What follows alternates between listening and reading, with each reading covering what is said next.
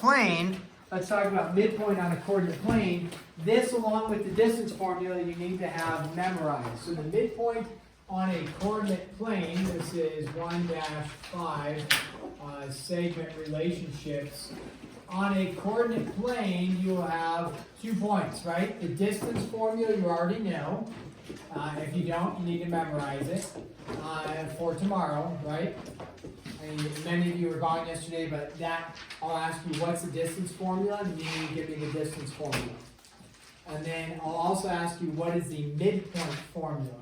Okay, the midpoint formula, here it is it finds, we'll call it capital M, the midpoint formula finds the middle point right here, which we'll call x sub m comma y sub m. So it's the middle of the segment. So how do we find it? Well, you would simply take your x's, add them, so x sub 1 plus x sub 2. You take your x's, divide by 2. So you're finding the average of the x's, and you're finding a coordinate point. So it's the x value, comma, and then the y value, y1 plus y2 divided by 2. So how do you find the midpoint? You just find the average of the x's, and it gives you your x midpoint. You find the average of your y's, it gives you your y midpoint. Okay? So that's, you'll need to have that formula memorized as well. So when I say what's the midpoint formula, the book also has this midpoint formula, AB over 2. That formula right there is for a number line. That's not what I'm looking for. What I'm looking for a general midpoint formula is the one that's on a coordinate plane right there. Okay? And again, midpoint means halfway in between. All right. We have something else that notation-wise that we need to take a look at. And the notation is this. If you have a segment AB, let's say that's 4 whatever feet long, okay? And then you have a segment PQ, and that's also 4 feet long. The notation is this, and it's a minor thing, and I don't really emphasize it anymore, but it's constant throughout geometry books, a little bit in other books as well. And what we would state is that we would say segment, because if I said, what do we know about AB compared to PQ, you would say, well, they're equal, right? Well, the notation is this. You would say segment AB compared to segment PQ, like this, is actually something that is called congruent. So that symbol there, it's an equal sign with like a squiggly over the top, means congruency. Don't worry, congruency and equality really are representing the same thing. And I'm going to allow for that. If you said, oh, they're equal, I'm not going to mark you wrong and say, nope, you should have said congruent. The technicality is this. The segments are congruent.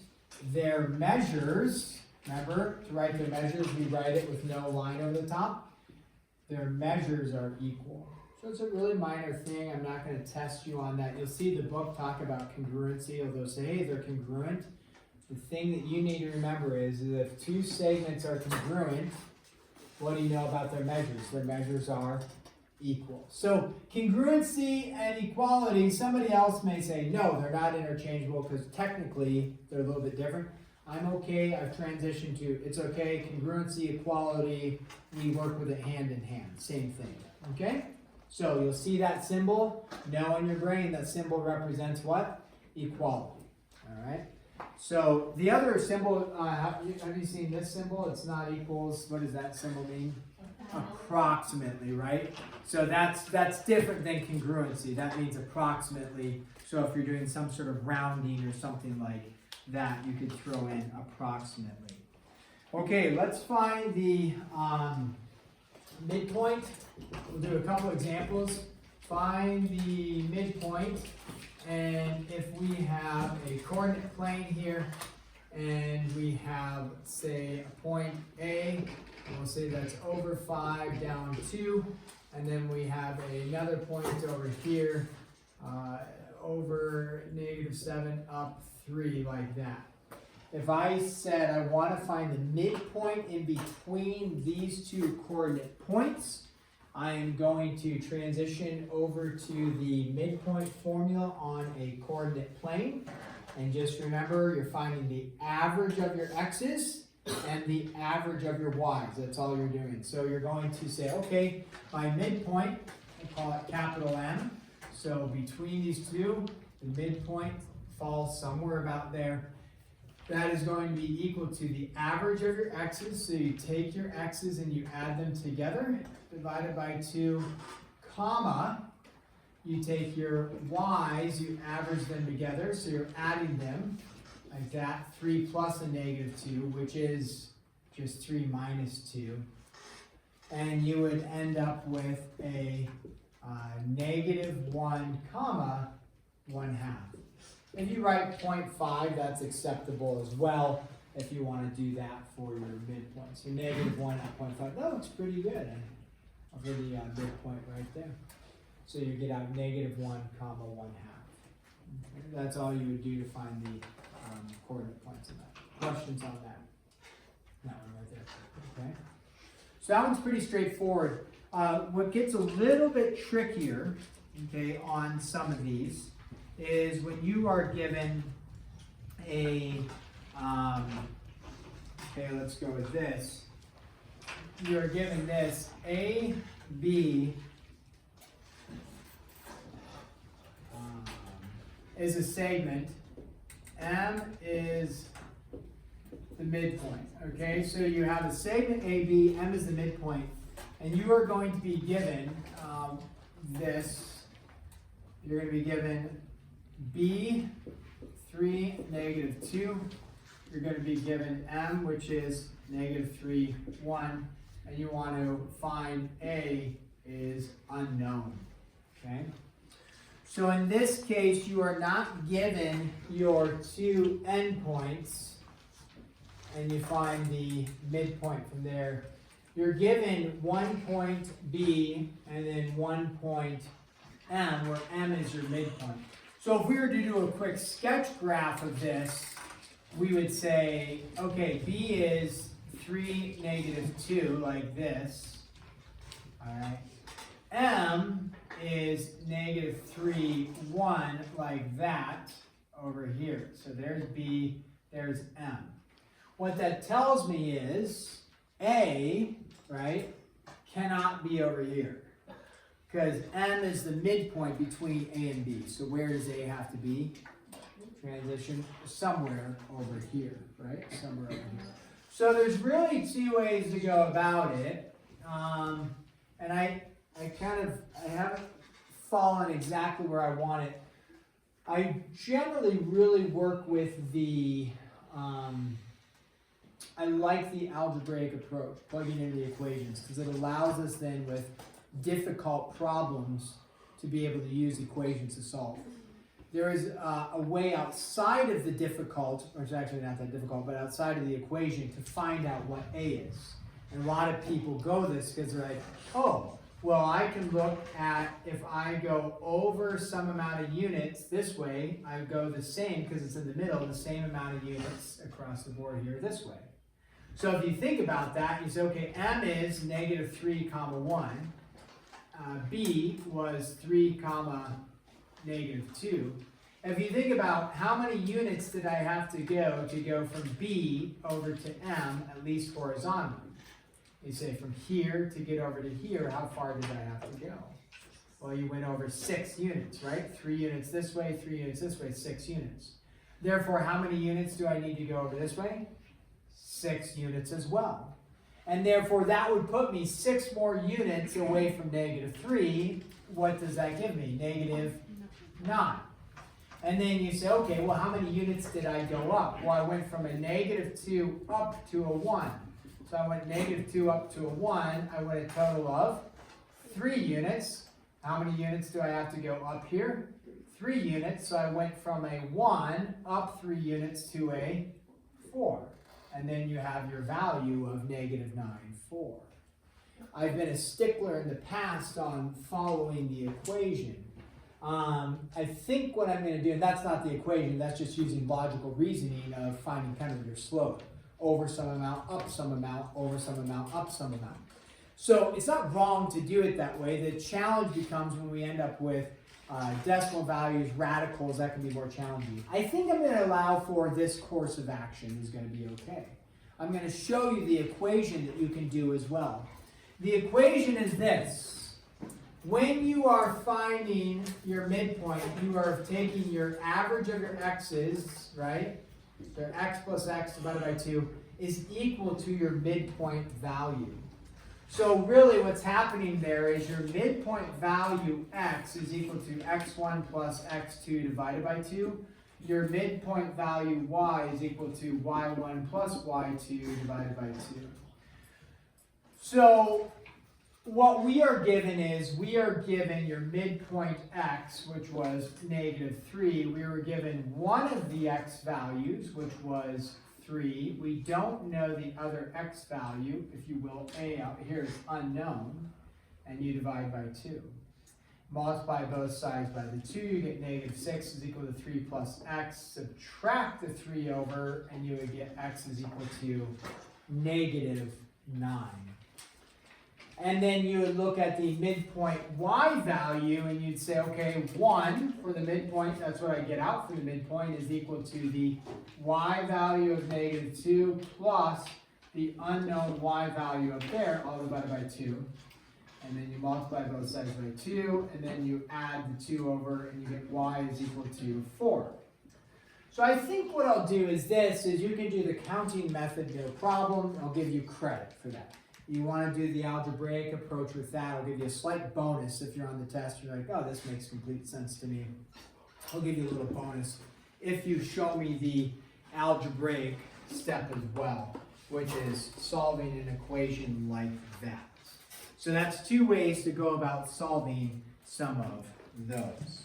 Okay, we have one last set of kind of examples to look at, and that is this.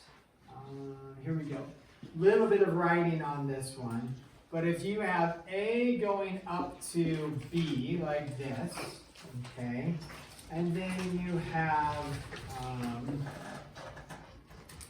X in the middle like this, and then it goes up to a C value like that, and then we have a Y value, put that Y value over here. And then this goes through like this to down like that, and then a D value. Okay. Now I'm going to write some stuff about this picture that will describe what's going on. Okay. And what it is it says, and they give you some terminology, CX bisects AB at X. Okay, word bisect has been introduced. What does bisect mean? Bisect. Now you have dissect, right? What does dissect mean? Cut things up, right? In science, you're going to dissect something. Okay, so what do you think bisect means? Well, it means to cut. Jack? To intersect something twice. Interesting. The word bisect, bi would mean 2. You bet. Binomial. Yeah, good. Bi means 2. So it's going to intersect it actually once, but it's going to cut it into 2 pieces. Yeah, perfect. So CX cuts AB, it bisects it, it cuts it into 2 pieces. What do you think about the 2 pieces it cuts it into? They are equal. Yeah, so bisect means to cut in half. If you just said bisect means to cut, not quite. It means to cut in half or to cut into equal parts. That's what bisect means. So when we see that CX bisects AB, it means it cuts it in half. So AX is equal to what? AB.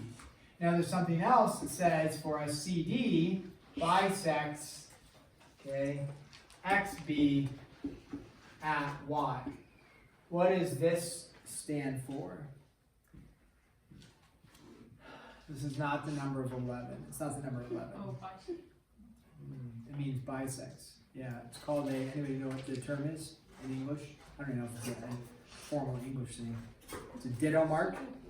Ditto, ditto. What does ditto mean? Same. Have you guys ever used this notation? Seeing it? It's not a quotation. Yeah, that means ditto. So it's really nice when you're taking notes and you have to write fast and somebody's writing the same thing. You can just put ditto and it means if that's bisects and this is underneath, what word goes right here? Bisects. So that's a good tip for you guys. Okay, so that's the information. Is that xy and yb are going to be equal because CD cuts xb in half. So if this whole thing right here, right, has been cut in half at x, that means this is equal to this. If this thing has been cut in half at y, it means this little guy is equal to this little guy. What do you think you could state then about YB, that part that I just circled, YB compared to the whole thing? How much is YB of the entire thing? A fourth of it. Yeah, you bet. So like AX is half of this whole line, YB would be a fourth, XY would be a fourth of the whole thing because it was also cut in half. A half of a half is a fourth. So now let's go ahead and answer a question based off of this. It's going to say AX equals 2x plus 11, and then it's going to say XB is equal to 4x minus 5, and then it's going to say find segment AB, find the measure of that. Now, what it's actually going to state is it's going to state find X and then AB. Classic on the test, you'll just find X and you'll be done and you'll miss half the points. So how do I find out what my X value is? This X here, that's like capital big AX, that X there, is different than this X there. That's a little unknown variable X. Well, I need to set up an equation, right? So you have an unknown stuff, set up some sort of equation. What do I know about AX and XB? How can I relate them together? They are equal, right? AX is equal to AB. How do I know that AX equals AB? It's because it got cut in half, okay? So when it's cut in half, I can simply state, nice, those are equal, 4x minus 5. And then we solve for x, however you want to do it. You can subtract like this. And then x would be equal to 8. A lot of people just stop there at x equals 8. We don't want to do that. We need to find out what AB is. Now, AB, do you see an AB to plug into for x? Like, oh, plug in x and find out what AB is. No, I can find out what AX is and what XB is. How do I find AB? So AB is equal to something. What do I know makes up AB? Just come up here, what makes up AB? AB is made up of AX and XB. So I can just find out two ways to go. I can find out what AX is and XB. What do you know? They should be equal. Or I could just say it's 2 times whatever AX is or 2 times whatever BX is. So I would maybe just say 2 times whatever AX is, and it's 2 times 8 plus the 11. So 16 plus 11, 27. 27 times 2, 54. And so we get out 54 for AB, like that. So you'll have some problems on that. You'll have to create some relationships where you'll have, like I said, YB is a fourth of the whole thing. You might have a relationship like that. Or if you know what YB is, but you have to find the whole thing, you would need to multiply YB by 4 to get to the whole thing. Okay, we are going to stop there and give you 17 minutes to work on your homework. That should get you guys going on this. Mid-chapter assessment tomorrow. What is it going to be over? 1-1 through 1-5 plus algebra review and 1-3, which is 1-1 through 1-5.